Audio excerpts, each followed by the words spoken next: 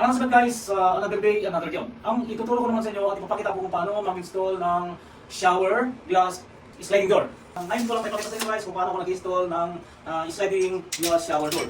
Una ko guys, yung bottom rail. At sinunod natin guys yung side frame. At huwag niyong kalilimutan guys na gamitan ng laser level para siguradong level siya. Okay guys, so may kapitan natin yung bottom rail at saka dalawang side frame. So ang susunod naman natin dito guys ay yung top rail.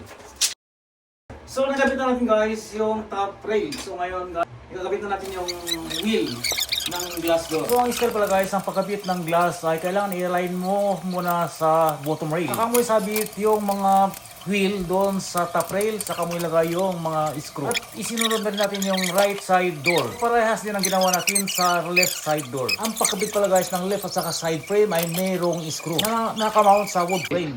Finally guys, natapos din natin na-install yung shower door, glass door. So ganyan lang kadali guys. Marami kasi ng sliding glass door pero halos pare-parehas lang ng style ng pag-install. Ang magpakaiba lang guys yung style. Pero halos parehas din naman ang pag-install. So, kabit. So sana guys, mayroon kayong natutunan sa pagkabit natin ng shower door at kayang-kaya ninyong gawin. Thank you guys for watching.